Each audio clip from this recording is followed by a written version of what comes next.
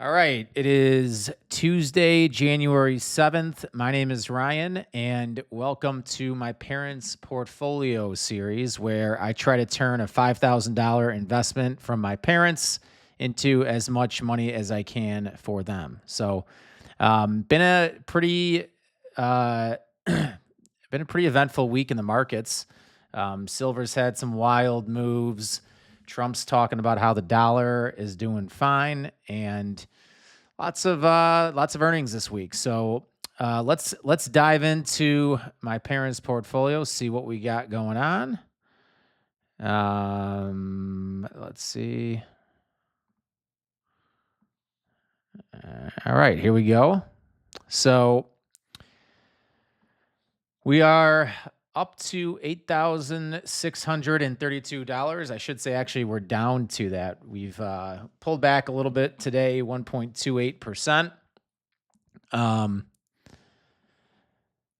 Reason for that, it's not the equity positions. ASPI, EU, LEU, and SLI all had really nice days, and they're doing great. So I feel good about those positions. They're in an uptrend. We had a big red candlestick yesterday on a lot of commodities, but they were all still above support from a technical standpoint, and overall the thesis is still intact. We are on the cusp, or really now in the middle. I think the beginning of, but in the middle of a commodity bull market and a generational one. So we're gonna ride those four companies until something changes. We do have $2,087 in cash. That is from call options that I sold for CDE Coeur Mining. Trying to capture some of that upside in silver miners. My personal portfolio, I have a lot of positions in the silver mining companies, but my parents, I didn't want to put these four equity positions. I felt like I entered at a very low risk point, meaning they were pretty beaten down when I bought them, or sitting at support, or both. And so the silver, they were really mid move, but I did try to capture some upside by using some options on CDE. Sold those options. I slowly sold them off over the course of 4 days. And then I think the last one I sold was yesterday morning, Monday morning. So actually sold a lot of options in my personal portfolio before there was a pullback. But again, the reason I sold most of those options is the delta was already 80 plus. So there's just more upside, or more the risk benefit is to roll those over, just book some profits. I do plan on potentially entering in my personal portfolio some of those calls that I sold to close, and I plan on maybe reopening some in the same names for 2-3 months out. So we'll see what happens, but I digress.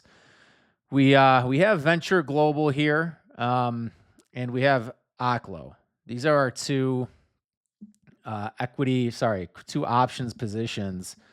It was not a great day for Venture Global. Those options, I think it was down 4% on the day, and we're gonna pull up the chart in a second, but I think there's that's a red candlestick, and we'll see in a second. But we're still up 69% on this play. I am getting a little worried. I might start scaling out of this play or sell it altogether. We're going to see how tomorrow goes. And really, with these, it's my parents' portfolio. I'm trying to be a little bit more conservative than I might with mine.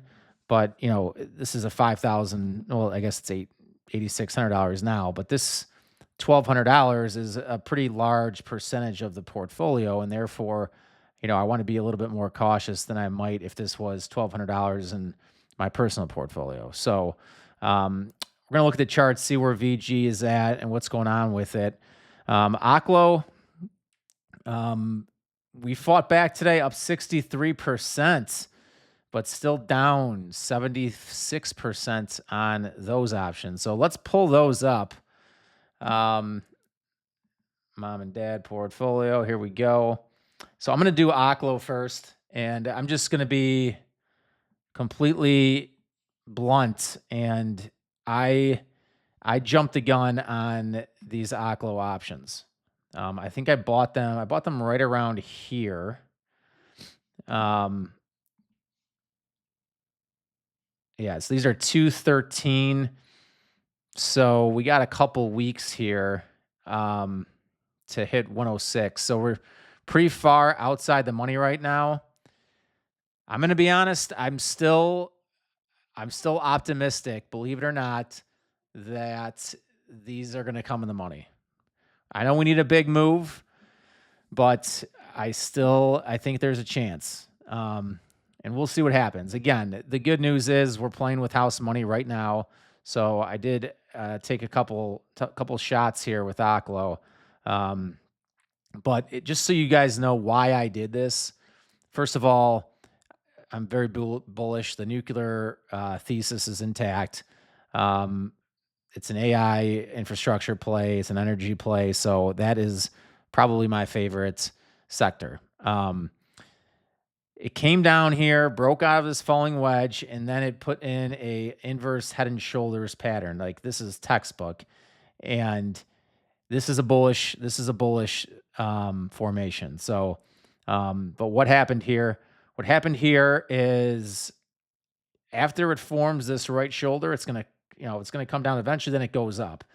What I should have done is waited a little bit and got confirmation that this had broken out of this falling wedge. I thought it was right here, but then it pulled back and kept going down. So again, I pulled the trigger a little bit too early on these. I could have got, I still think it's going to go up. I still love this stock. I own a lot of it in my personal portfolio. I also bought these options, a couple different options in Oklo, call options in Oklo, for expiring in April. And I do have some expiring in February too. So it's, getting a little spicy. Again, we'll see what happens. Ultimately, I pulled the trigger a little bit too early here, and I should have waited until I got confirmation that we were breaking out of this falling wedge. So, but we'll see what happens. It's not a big position here. I only put $717 on it, so we'll see what happens. Venture Global, again, doing well on these. Running into a little bit of resistance right here. So we did break out of the falling wedge here. And it looked like we were good to go, but now it is doing a back test. It filled this gap, and we'll see. We'll see if we could turn back higher, and it's just doing a retest. But I don't like that this is going now back below this trend line. It could mean that we have more downside here. This is a pretty high risk, high reward location here, because if we do go higher, we are going to fill this gap. At some point, this stock, and I think at some point in the very near future, is going to hit this red line here, which is over $12. And, that's 40%. Well, yeah, between 30 and 40% upside right now. So we'll see what happens here with VG. I do like this company and this stock. We are in an uptrend, and hopefully we're just doing a little back test here and then we go higher. So we'll see what happens. I'm going to keep a close eye on this one. If we do start to go down, there's a decent chance that I will cut these options loose, lock in the profits. But again, I'm going to keep a very close eye on this one. I do own equity personally in this company, bought somewhere down here. So Overall, it's worked out pretty well. Um, and that's, I think, really all I have. I mean, LEU's looking good. We're in an uptrend there. Actually, let me just pull this up. Look at this. I mean, when people say technical analysis doesn't mean anything, look at this. It's literally perfect. This uptrend that they have right now,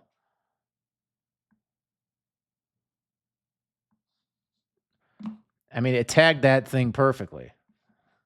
And so I think we go higher.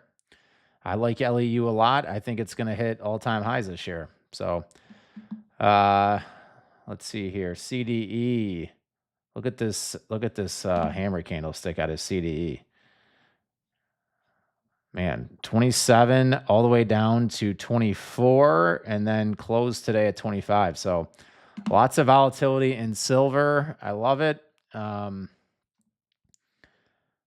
Continue session. So again, I think right now, I don't, there's not much going on. I am, going into tomorrow, keeping an eye on Venture Global. We're going to let Oklo ride. We'll see what happens there. And then, we have $2,000 in this portfolio to deploy, and I am currently looking at options and companies that we could deploy that to. So we will see what happens. I will check back in after I make some more moves and see what tomorrow brings. So I appreciate you guys listening. Again, my name is Ryan. Like and subscribe if you like this kind of content, and we'll see you at the next one. Take care.